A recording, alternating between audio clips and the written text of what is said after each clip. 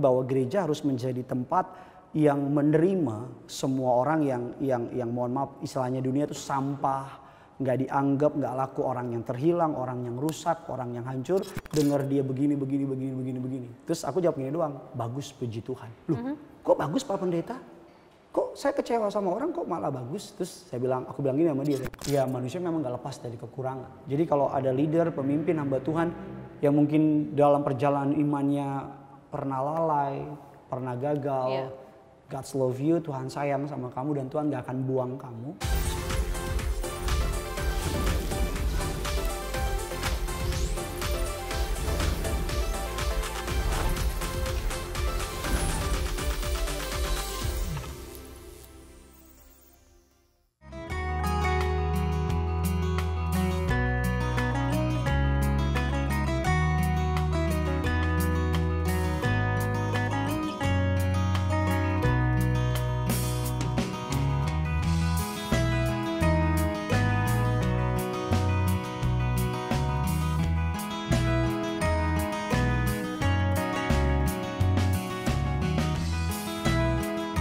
Shalom teman-teman pemirsa live channel, teman-teman Way Out semua dimanapun kalian berada hari ini. Welcome back to Way Out. Ketemu lagi sama saya Amanda Zevanya dan suami saya tercinta Gideon Simanjuntak. Pastor Gideon Simanjuntak, yang dimana kita berdua seperti biasa juga bakalan ngobrol-ngobrol. Ada topik yang menarik, topik yang cukup hot ya.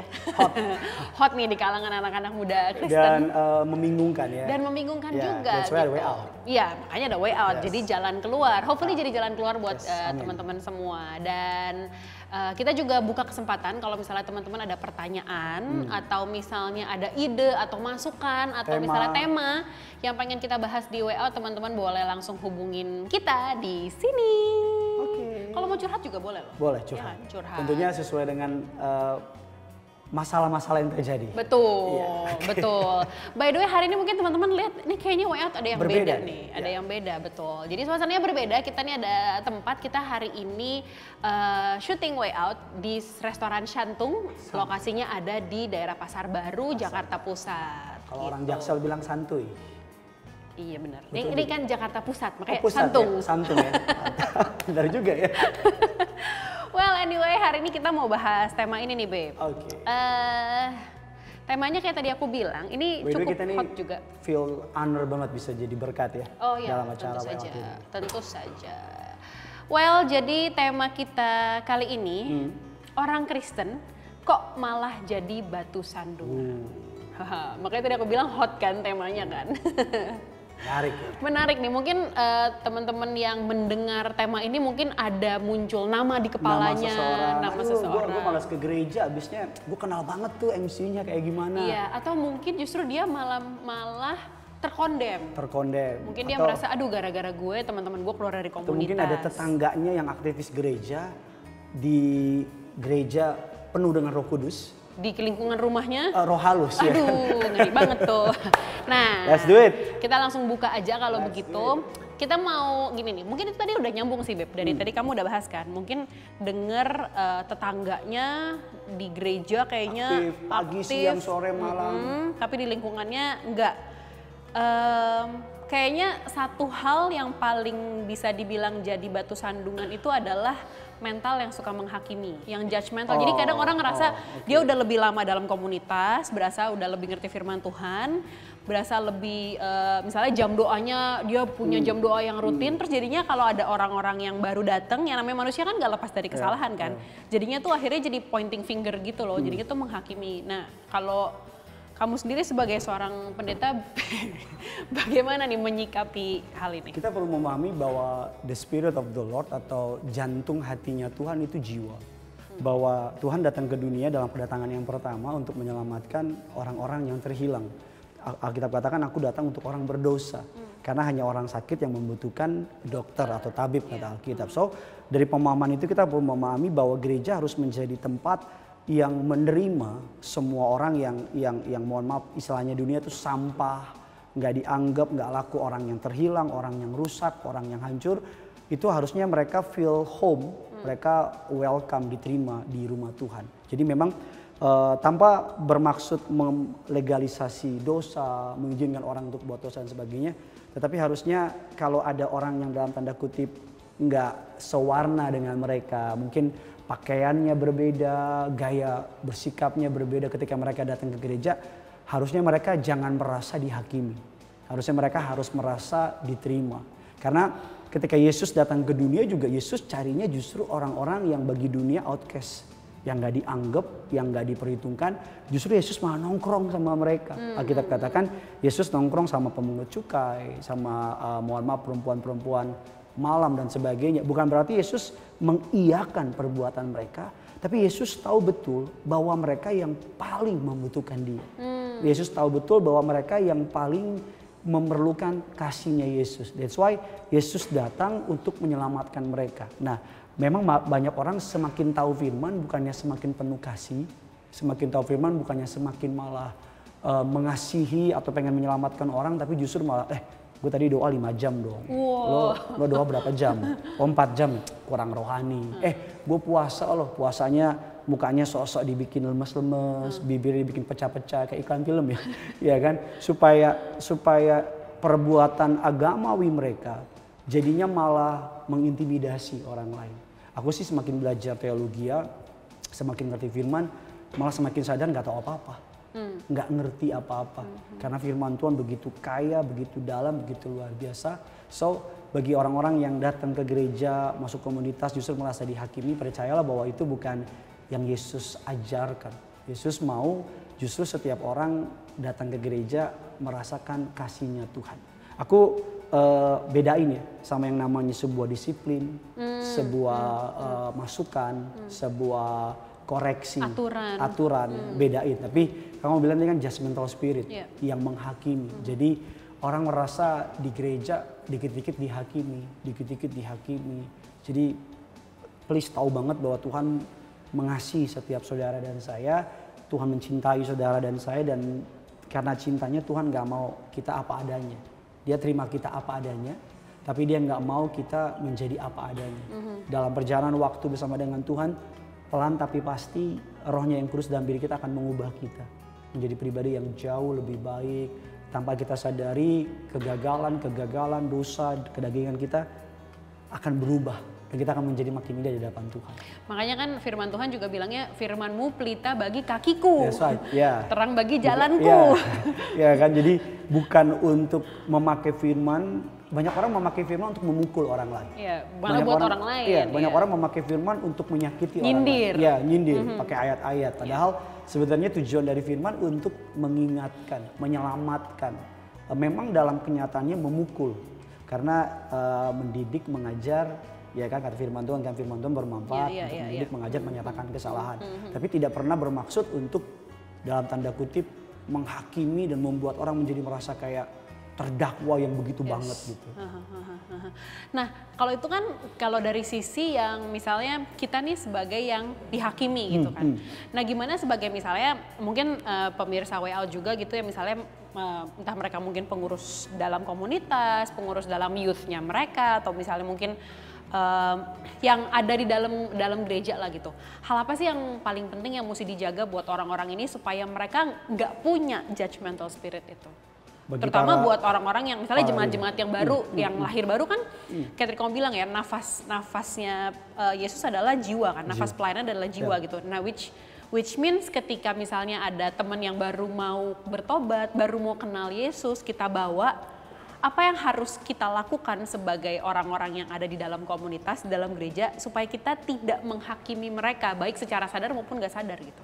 Yang paling gampang adalah memiliki hati seperti Yesus. Alkitab dalam kitab Injil penuh dengan kalimat, melihat orang banyak itu, maka tergeraklah hati Yesus oleh belas kasihan. Melihat kawanan orang banyak itu, Yesus belas kasihan. Jadi Yesus adalah Allah yang datang ke dunia dalam rupa manusia. Setiap kali Yesus melihat orang berdosa, Yesus tuh bukan bilang neraka, no. Tapi Yesus bilang tergeraklah hatinya oleh belas kasihan. Jadi miliki belas kasihan. Belas kasihan akan memampukan kita untuk melihat much deeper dari kesalahan orang. Banyak orang levelnya melihat orang salah sampai di kesalahan.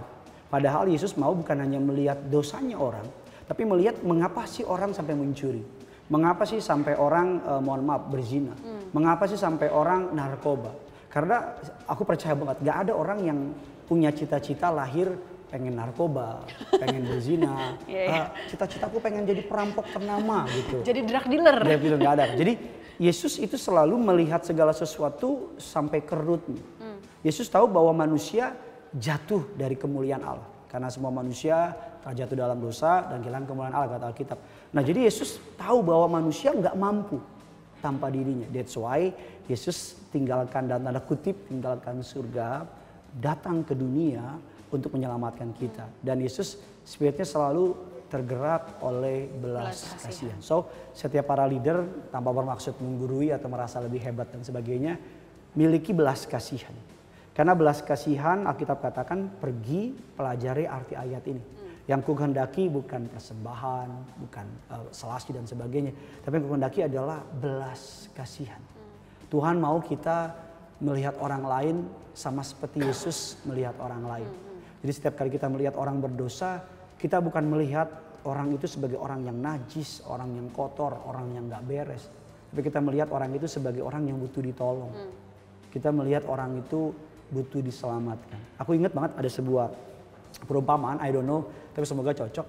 Ada orang yang jatuh ke dalam jurang, ya kan, jatuh ke dalam jurang, dan ada orang datang bilang jatuh ke dalam jurang ya, kamu sih nakal, kamu sih ini, kamu sih ini, kamu sih ini.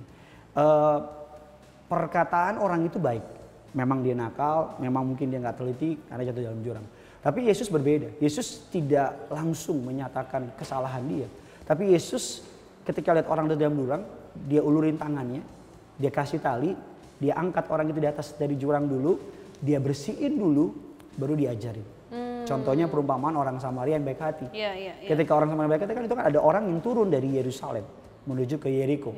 Yerusalem kan tempat yang tinggi, gambaran dari rumahnya Tuhan, tempatnya Tuhan. Yeriko kan tempat yang kita tahu terkutuk, banyak dosa dan sebagainya. Jadi artinya gambaran ayat itu bahwa orang itu dari tempat yang oke, pergi ke tempat yang gak oke.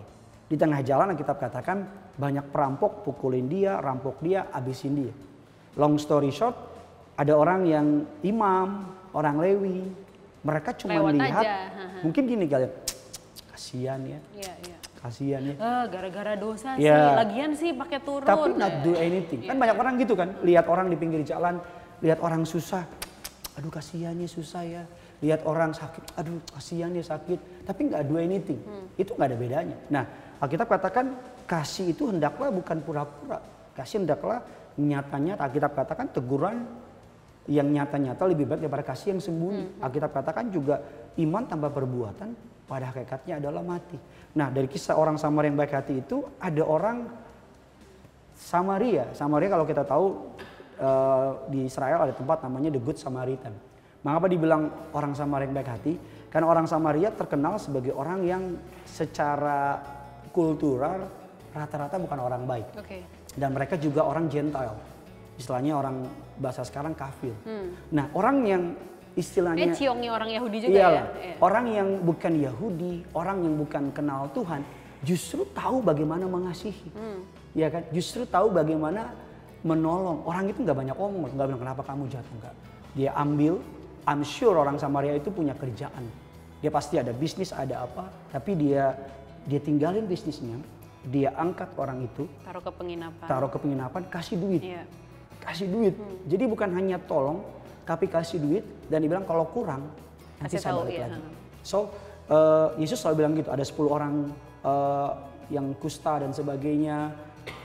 10-10-nya sembuh. Tapi 1 yang balik. Yang balik bukan orang Yahudi.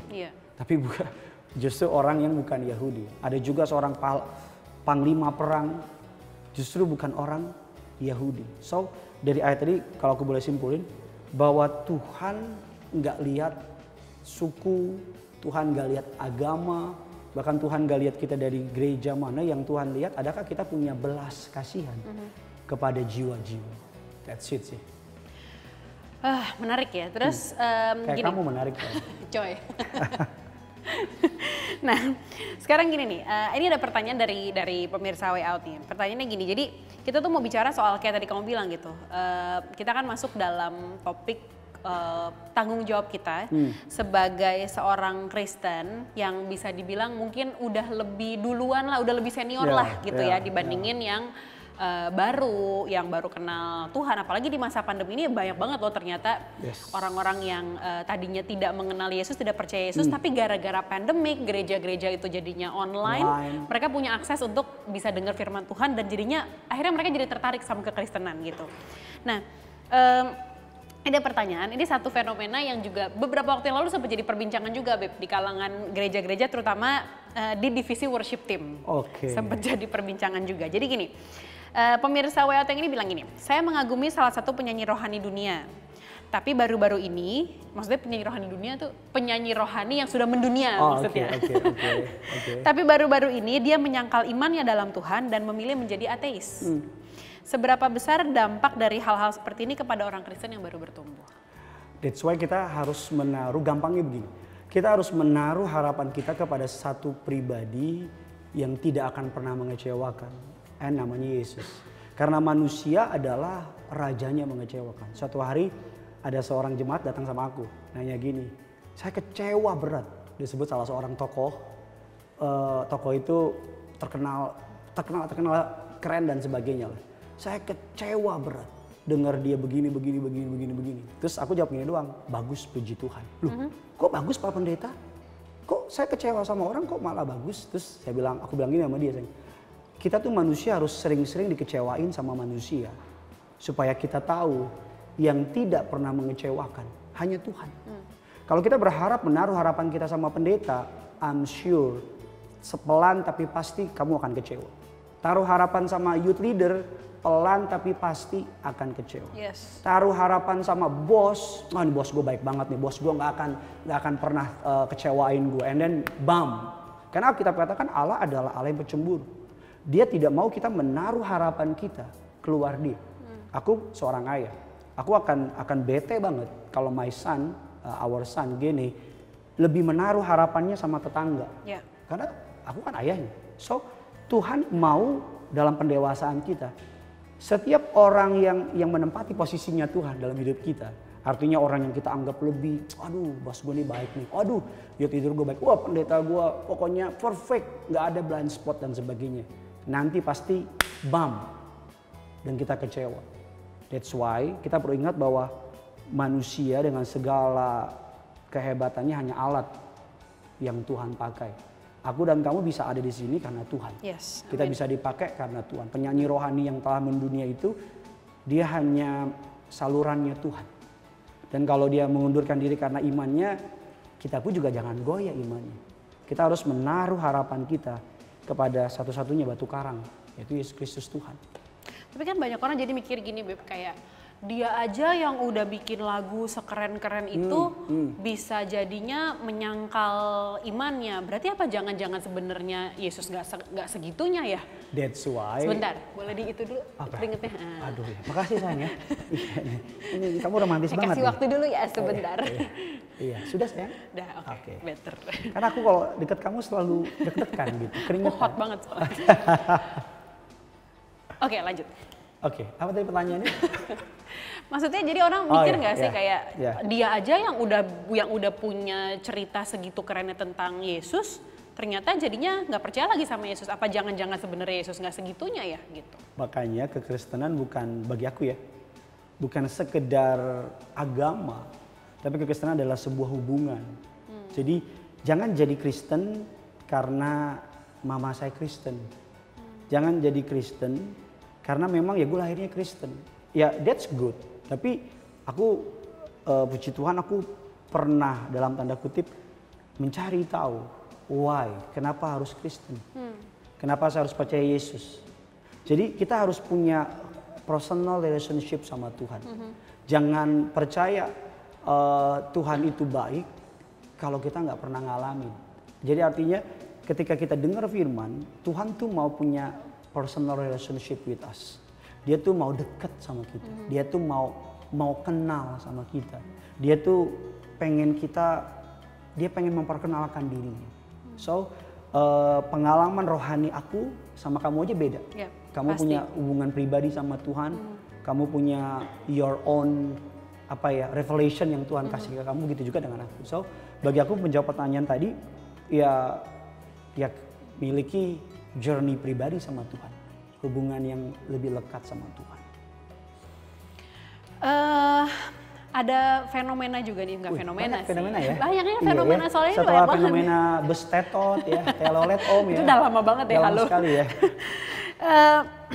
Kan sekarang nih ada makin banyak hamba-hamba Tuhan yang terlibat dalam robot trading. Jadi ke robot trading ya? Ntar dulu nih, robot trading atau investasi bodong gitu kan. Nah, gimana sih kita sebagai seorang Kristen menyikapi itu gitu? Maksudnya dia hamba Tuhan, tapi main bisnisnya, tapi ternyata nggak bener gitu, bisnis yang nggak bener misalnya. Atau mungkin misalnya kita ada kenal orang lain, misalnya mungkin saudara kita atau keluarga kita atau siapa atau kerabat kita yang kita kenal aktif di gereja, tapi misalnya kita tahu dia pakai kuasa gelap misalnya. Bisa ya? Possible loh. Iya, Atau misalnya kita lihat leader kita tapi suka bacain zodiak misalnya. How do we respond to that? Ya sebenarnya menjawab pertanyaan tadi, bahwa melihat pemimpin kita, ikutin yang baik, yang sesuai dengan firman Tuhan ikutin. Makanya penting kita mengerti firman, agar iman kita bukan karena si A, si B, si C, tapi memang karena kita memiliki hubungan sama Tuhan. Dan aku selalu bilang bahwa ya sedih sih kalau dengar ada orang pelayanan tapi malah hidupnya nggak beres, apanya nggak beres. Karena aku percaya banget bahwa kalau nggak bisa jadi berkat, minimal jangan jadi batu sandungan. Aku percaya banget. Jadi kalau lu nggak bisa jadi berkat, minimal lu jangan jadi batu sandungan. Itu aja deh. Kalau sekarang gini pertanyaan, gimana kalau kita udah terlanjur bikin kesalahan dan kita jadi batu sandungan? Kayak misalnya nih, seorang leader pernah misalnya mungkin pernah menghakimi atau mungkin jadi batu sandungan lah buat anak-anak di komunitasnya. Terus ada beberapa dari anak-anak ini keluar dari komunitas karena kecewa sama diri kita, karena kecewa sama kita yang pernah jadi batu sandungan buat mereka. Apa yang bisa kita lakuin untuk nge-grab mereka kembali? Yang pertama bertobat. Harus bertobat. Karena langkah awal adalah bertobat. Sebelum kita nyelamatin orang lain, save yourself. Sebelum kita nginjilin orang lain, injilin diri lu. Sebelum lu benerin orang lain, benerin diri lu. Sebelum lu khotbahin orang lain, speak to yourself. Selalu firman Allah kita katakan seperti pedang bermata dua. Dia bukan hanya menusuk keluar, tapi menusuk jauh lebih dalam. Karena yang membedakan kita hamba Tuhan dengan orang lain adalah kalau orang lain kayak tukang obat, dia bisa ngomong apa aja. Tapi bedanya pendeta dengan motivator, kalau motivator bisa ngomong apa aja. Tapi kalau pendeta, firman itu berkuasa. So that's why kita katakan, mari kita benerin diri kita dulu. Mari sebelum kita dipakai Tuhan, sama seperti gelas. Sebelum Tuhan pakai gelas ini, kita kan mau gelas bersih kan. Pasti kan dibersihin dulu. Gelasnya udah bersih, baru Tuhan bisa tuang. Begitu juga dengan manusia memang gak lepas dari kekurangan. Jadi kalau ada leader, pemimpin, hamba Tuhan yang mungkin dalam perjalanan imannya pernah lalai, pernah gagal, God's love you, Tuhan sayang sama kamu dan Tuhan gak akan buang kamu. Tapi kalau kamu mau bertobat, berbalik sama Tuhan, Tuhan pulihin hati kamu dan aku percaya banget Tuhan akan bisa pakai bahkan mungkin lebih hebat lagi asal mau sungguh-sungguh bertobat. Karena kalau udah bertobat, buah pertobatannya akan dikecap oleh orang lain. Dan ketika orang lihat itu bertobat, oke, dia udah berubah kok. Seperti itu sih. Sekarang preventionnya gimana? Maksudnya gini, kayak gini, ini pertanyaan sebenarnya dari pemirsa WA juga. Bukan pertanyaannya gini, ya? bukan. Cuman ini nyambung sama yang tadi, sama yang tadi gimana? Kalau kita udah terlanjur pernah gagal, pernah jadi batu sandungan. Sekarang gini, preventionnya, gimana caranya menangani anak bimbingan yang sifatnya terlalu kritis supaya saya tidak jadi batu sandungan buat dia? Ya paling gampang hidup sesuai firman ya. Artinya bahwa ajarin mereka bahwa pertama your leader is not perfect. Ajarin mereka salah satu tugas terberat pendeta, hamba Tuhan, para pemimpin adalah mengantar jiwa-jiwa bukan kepada dirinya, tapi mengantar jiwa-jiwa kepada Tuhan. Jadi alihkan semua follow spot, lampu, perhatian itu bukan kepada diri kita, tapi arahkan itu semua kepada Tuhan. Itu satu. Dan bikin tim. Aku percaya banget bahwa dalam sebuah pelayanan gak ada one man show. Yesus saja sebagai Tuhan, dia datang ke dunia, dia cari murid. I believe, aku percaya banget dia bisa sendiri. Tapi dia ngajarin kita ada yang namanya teamwork, ada yang namanya body of Christ. Yesus bisa, dalam kemahaannya dia bisa, tapi dia memilih 12 rasul. Udah pasti bener punya lagi. Iya, ya kan? Dia pilih 12 rasul. Dari situ kita belajar kan bahwa kita butuh tim. Kita butuh orang yang ngingetin, kita butuh orang yang nyadarin. Kitab katakan tali 1 lembar gampang dipatahkan, tapi tali 2-3 lembar sukar dipatahkan. Alkitab katakan ada teman yang menjaga. Istilahnya dalam ayat itu memakai istilah zaman Romawi, zaman perang. Jadi kita di sini ada orang yang jagain pungguk kita. Jadi punggung bayi punggung. Kita kan nggak bisa punggung kita. But that's why mari memimpin sadari bahwa kita manusia. Kita butuh tim. Makanya ada teamwork. Gitu. Makanya Yesus bilang kalau pergi dua-dua. Yesus nggak pernah bilang sendiri. Pergi dua-dua. Karena Yesus tahu kalau sendiri nanti bisa entah galau lah, entah sedih lah, kehilangan motivasi lah. Tapi kalau berdua kan bisa saling team up, ngebantu. Kalau aku sendiri nih ngomong begini, nanya sendiri, jawab sendiri, orang akan bilang nih pendeta gila ya. Dia ada nanya nih, ya saya jawab ya. Ya kan dengan ada kamu kan jadinya lebih mantap. Ya, jadi intinya juga sebagai seorang leader, sebagai seorang pemimpin komunitas atau gereja juga mesti punya kerendahan hati untuk mengakui bahwa dia bisa aja salah ya. Dia bisa bikin kesalahan, dia punya kelemahan, jadi butuh orang lain juga untuk saling topang, saling arahkan kepada Yesus, pastikan mereka kepada Tuhan Yesus dan ya tadi bisa salah dan bikin tim. Oke, kita masih mau lanjut lagi, nanti abis ini aku juga mau buka ayat, tapi aku silakan Pak, boleh diminum dulu Pak. Kasih ya. Sekalipun dia sebagai Allah, Khalik langit dan bumi yang tak berawal, yang tak berakhir, sekalipun dia sebagai Tuhan, tapi dalam wujudnya sebagai manusia, dia menunjukkan sebuah kerendahan hatinya. Dia bilang begini, saya suka Yesus Anda. I love your Jesus. I love your Jesus. Tapi I don't like his followers. Saya suka sama Yesus kamu, tapi saya nggak suka sama pengikutnya. Selama carang nempel, maka selama itu carang akan berbuah, berbunga, akan prosper.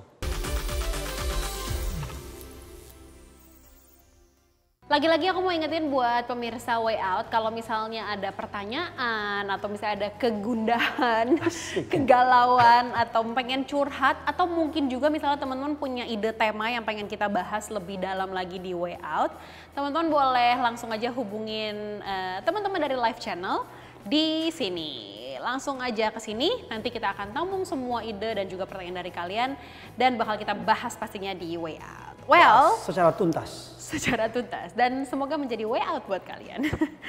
Well, kita mau lanjut nih. Jadi aku pengen buka ayat Beb. Ayatnya itu dari Matius 17 ayat 24 sampai 27. Ini adalah tentang Yesus jadi teladan agar gak jadi batu sandungan. Oke. Kita baca ayatnya ya teman-teman ya. Matius 17 ayat 24 sampai 27. Judul perikopnya Yesus membayar bea untuk bait Allah. Oke.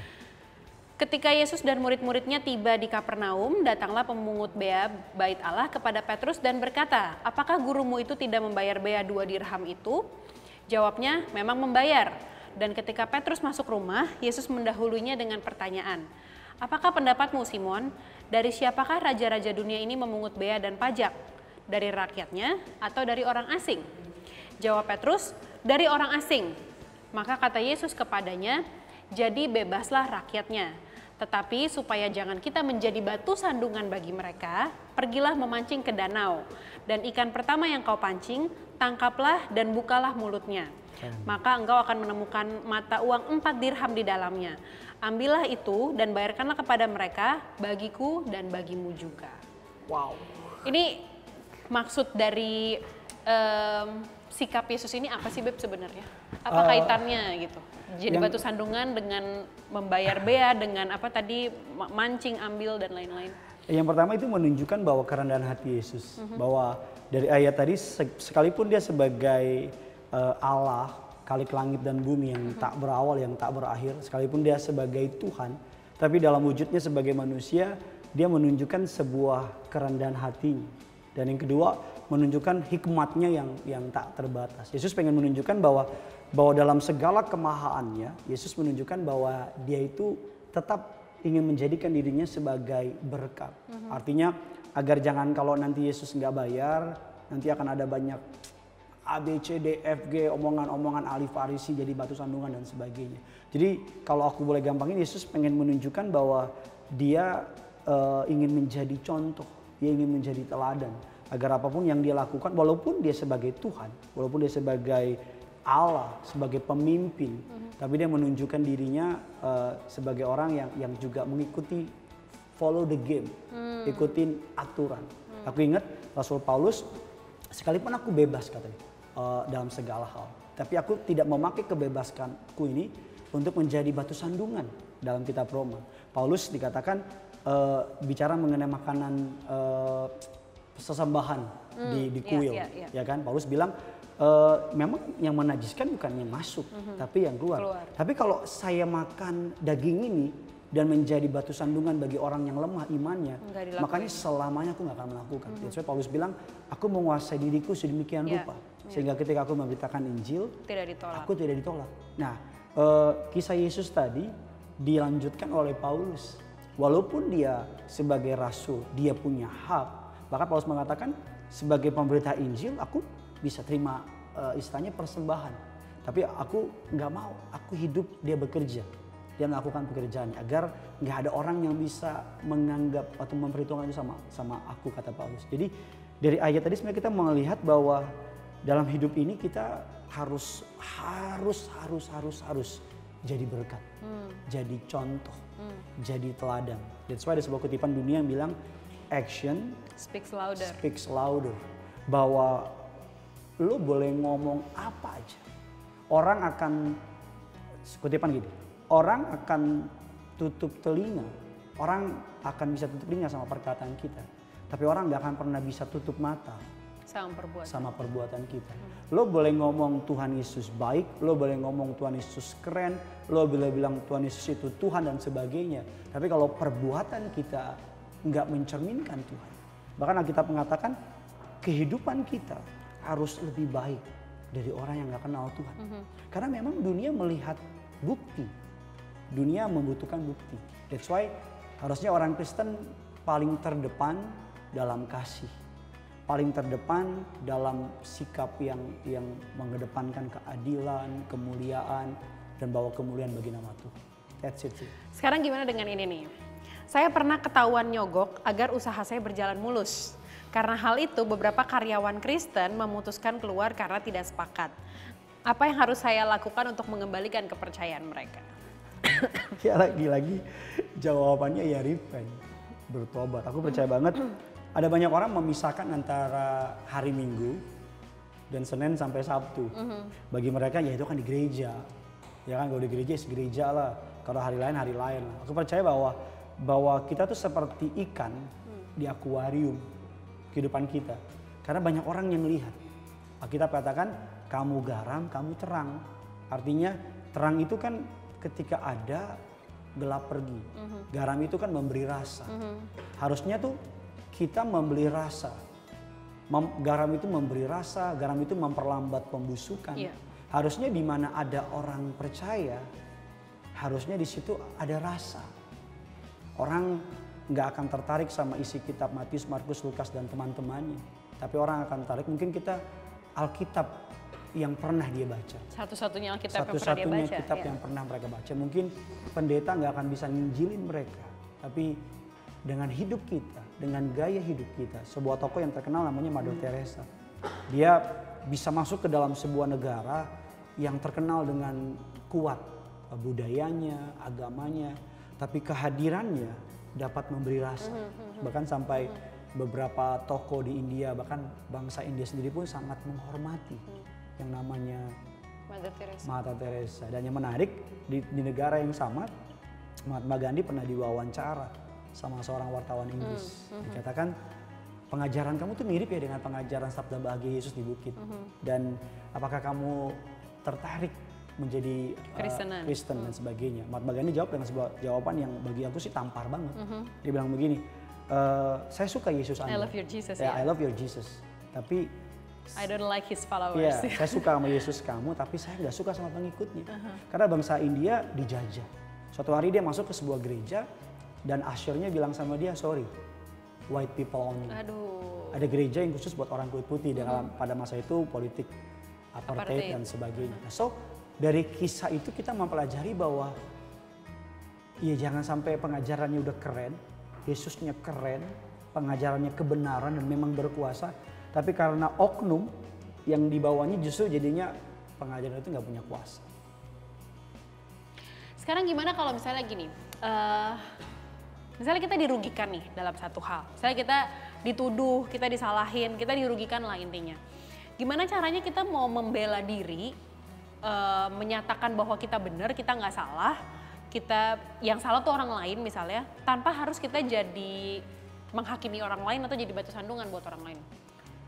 It depends ya, kan tergantung kasusnya, besarnya, kecilnya, dan dampaknya, impactnya. Tapi aku percaya bahwa hakim yang adil, pembela sejati adalah Tuhan. Aku percaya sebagai hamba Tuhan, langkah pertama adalah berdoa, minta hikmat dari Tuhan. Karena Kitab katakan apa yang dilakukan dalam gelap akan dinyatakan dalam terang. Kita katakan tidak ada satupun yang tersembunyi, nanti akan disampaikan. Aku percaya bahwa kebenaran akan memunculkan dirinya sendiri. Artinya bahwa berdoa minta hikmat Tuhan dan Tuhan nanti akan menuntun untuk kita bisa menyatakan kebenaran.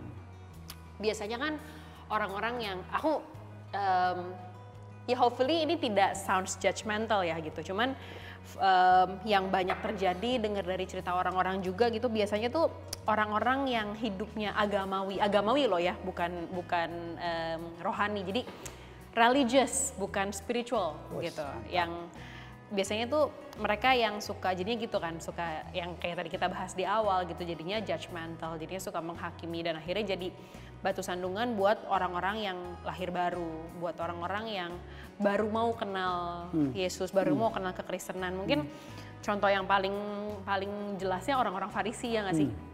Mereka ngelakuin Taurat, mereka hafal Taurat, mereka beribadah di jalan-jalan, kelihatan, wah kayaknya paling ini banget lah, paling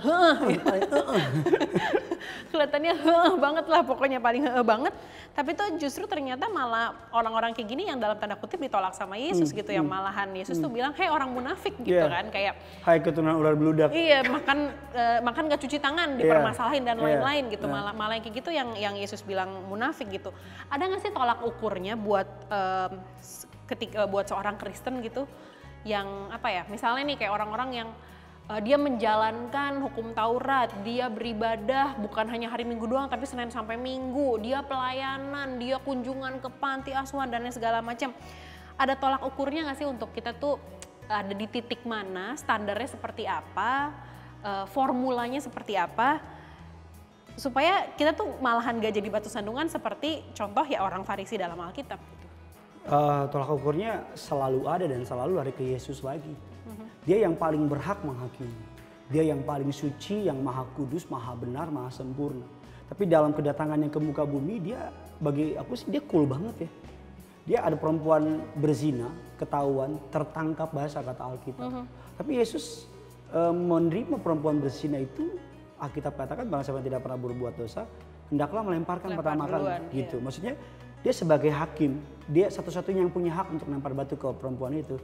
Tapi justru dia menunjukkan kasihnya di situ. Artinya gini, bukan Yesus melegalkan dosa, no. Bukan Yesus mengiyakan dosa, no. Tapi Yesus tahu bahwa, kayak aku bilang tadi awal, Yesus melihat jauh lebih dalam. Yesus melihat bahwa sebenarnya perempuan ini tuh nggak pengen begini. Perempuan ini tuh sebenarnya dia punya hati yang sebenarnya dalam pemandangan Yesus tuh perlu ditolong, perlu diselamatkan. Jadi aku suka banget bahwa gini, gaul boleh. Gaul itu anak orang Kristen boleh. Gaul boleh, mau nongkrong go ahead. Mau nonton bola silakan. Mau suka musik oke. Selama itu nggak jadi batu sandungan. Selama itu nggak melanggar firman. Dan selama itu bisa jadi berkat. Do it. Jadi artinya ada banyak orang ketika bertobat. Contoh, artis-artis yang baru bertobat langsung ditarik udah jangan artis lagi. Langsung aja udah di gereja. Pengusaha-pengusaha yang udah bertobat udah jangan pengusaha lagi. Langsung aja di gereja. Pokoknya kadang-kadang orang, mohon maaf, nggak semua gereja, kadang-kadang kita orang yang baru bertobat, orang yang gede di luar, baru bertobat langsung nggak boleh ngapa-ngapain lagi.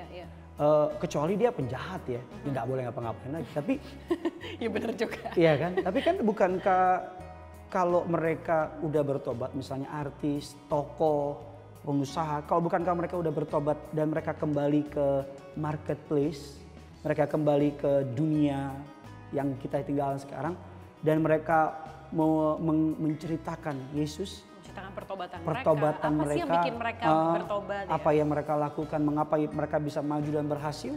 Bukankah mereka akan menarik banyak orang? Bukankah hidup mereka yang bertobat, yang sudah diubahkan menjadi sebuah khotbah yang powerful? So, kalau aku jawab pertanyaan kamu tadi, tolak ukurnya adalah Yesus. Artinya gini, Yesus ketemu sama orang yang berdosa penuh belas kasihan. Tapi Yesus ketemu sama orang yang ahli Farisi, dia rebuke. Dia bilang sama dia, hey orang Farisi, di luar kamu kelihatan bersih, kamu kayak kuburan. Di luarnya tuh bersih, putih. Keras tapi banget di ya. dalam kamu tuh penuh dengan kotoran. Yesus bilang, gila, perpuluhan kamu bayar. Kamu nyelamatin orang dari jauh, tapi kamu buat orang itu hidupnya lebih menderita lagi. Jadi sama orang yang butuh anugerah, Yesus tuh butuh nunjukin anugerah. Tapi sama orang yang menyombongkan kesuciannya, kesalehannya, sama dia di rebuke. Contoh ada seorang kaya raya, anak muda yang kaya raya, datang ketemu Yesus. Guru yang baik, apa yang harus kulakukan untuk mendapat hidup yang sempurna, hidup yang baik? Nggak ada, kan nyataku baik, nggak ada sesuatu yang baik selain Allah, kata Yesus kan. Dan Yesus bilang juallah semua hartamu, dan dia kayak wow. Kecewa. Sedih hatinya, dia pergi dengan sedih iya kan? hatinya. Seperti itu sih. Kamu tuh kalau ketawa manis loh sayang. Makasih loh. ini loh, agak-agak sedikit, dalam tanda kutip agak-agak sedikit nakal nih pertanyaannya nih. Ini bukan dari aku ya, bukan dari aku nih, dari pemirsa Way Out. Cuci tangan, kayak Pontius Pilatus cuci tangan. Tanya gini, gimana dengan seorang Kristen yang bilang dia sering dengar suara Tuhan buat misalnya negur orang lain, nyampein ke orang lain, saya dengar Tuhan bilang sama saya bla bla bla segala macam, takutnya malah jadi batu sandungan. Memang itu menjadi fenomena yang unik ya. Ada banyak orang yang, ini kisah nyata loh. Iya. Ada orang di, nggak sebut lagi gerejanya, dia lihat seorang pengerja yang baru bertobat jadi pengerja. Dan jemaat itu terkenal ngeroh lah gitu.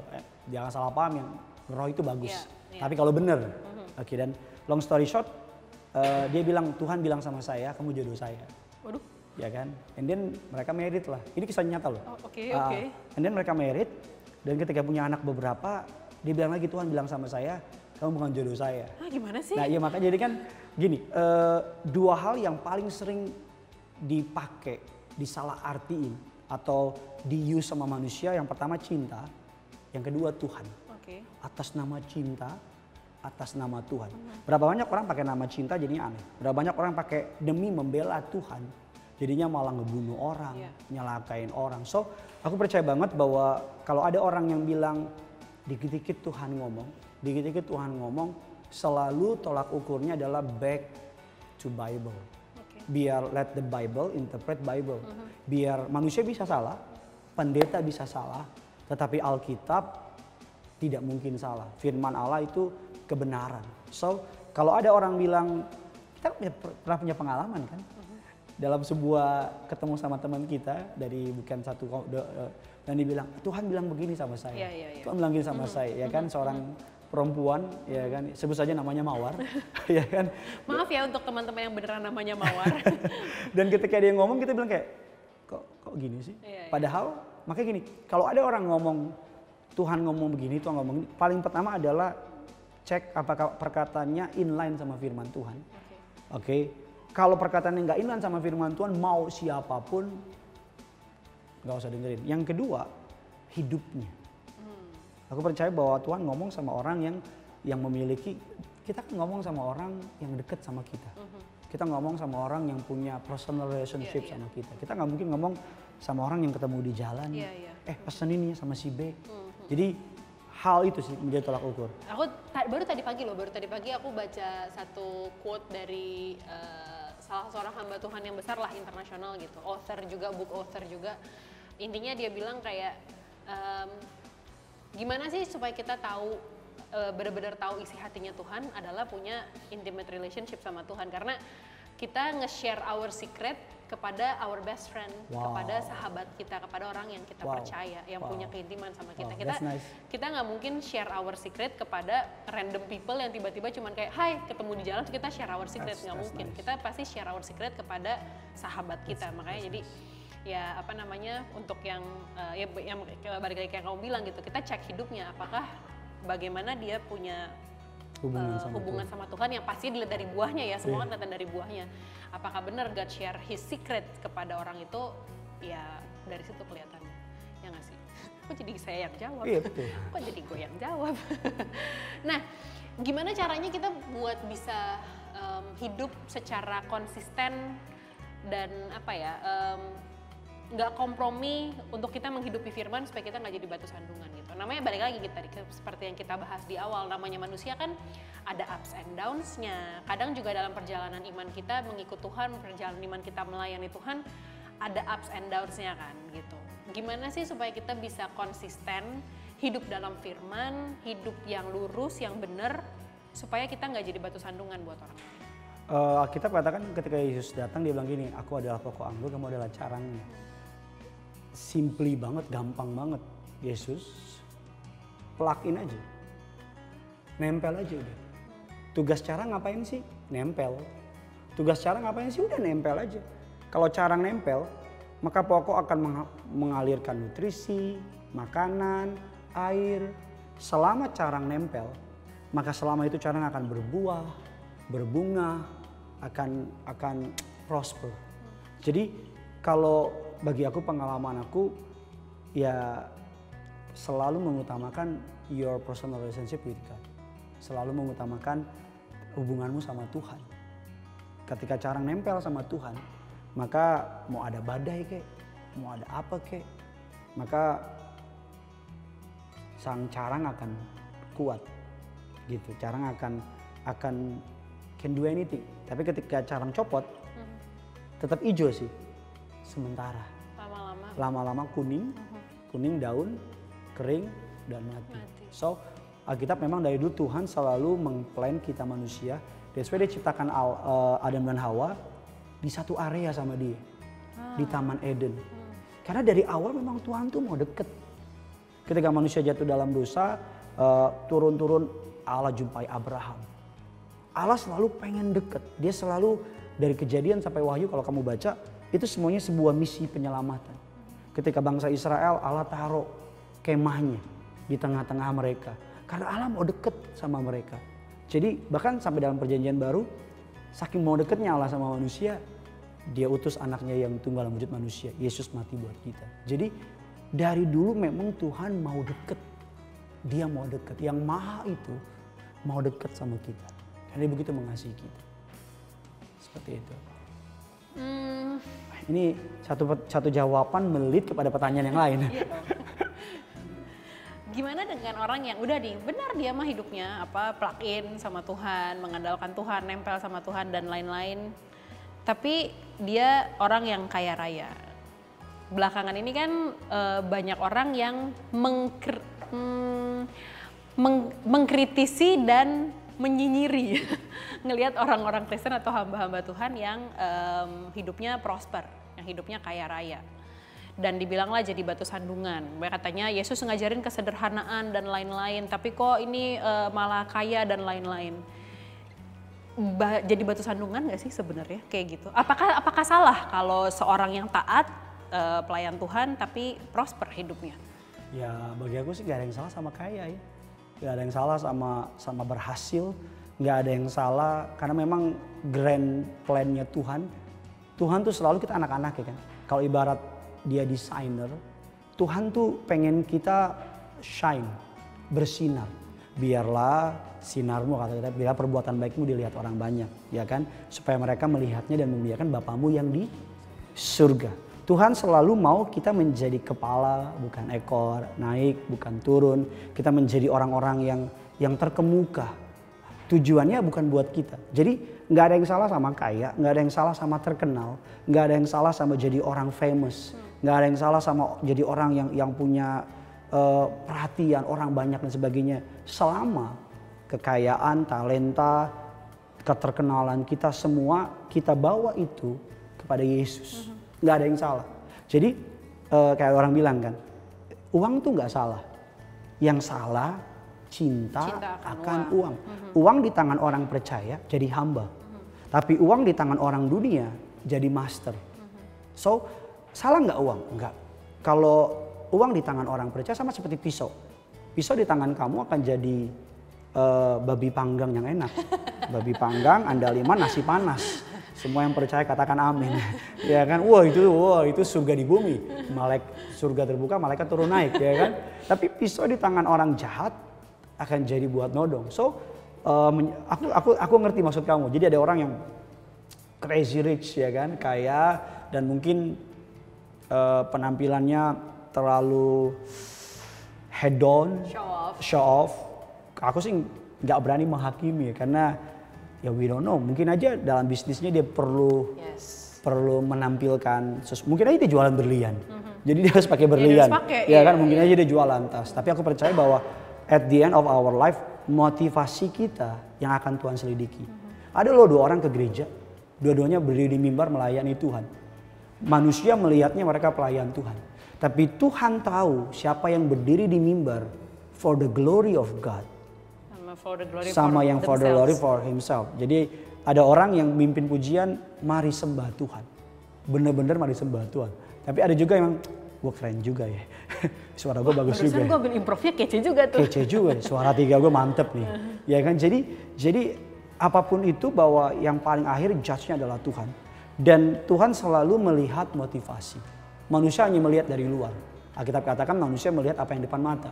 Alkitab katakan Tuhan melihat hati. So ada orang yang pakai baju keren, hatinya yang Tuhan lihat. Ada juga orang yang mohon maaf kelihatan rendah hati, enggak. Lu keren, enggak. Dalam hati baru tahu loh. Kan ada orang yang sok-sok rendah hati, padahal paling sombong. Ya silakan masuk jelek-jelek hasil keringat sendiri. Padahal rumahnya wow. Silakan masuk ke pondok saya, kalau rumahnya ya kan. Tapi jelek-jelek hasil keringat sendiri. Kalau Tuhan nggak bikin keringetan, ya kan bisa buntelan kita kan. Nah so I believe, aku percaya banget bahwa at the end Tuhan melihat motivasi hati kita. Jadi intinya juga karena hakim tertingginya adalah Tuhan, yang tahu sampai sedalam-dalamnya cuma Tuhan, sedetail-detailnya cuma Tuhan, segala motivasi itu. Jadi baiknya juga kita tidak menjadi batu sandungan dengan mengajak orang-orang menghakimi seseorang, ya nggak sih? Gitu. Kadang kan kita supaya kelihatannya kita yang benar, kita ngajakin orang-orang, kita bangun opini, kita ngajakin orang-orang untuk menghakimi seseorang ini. Itu Indonesia Raya yang punya isu si A, tapi teman-temannya si A ikut-ikutan. Iya benar.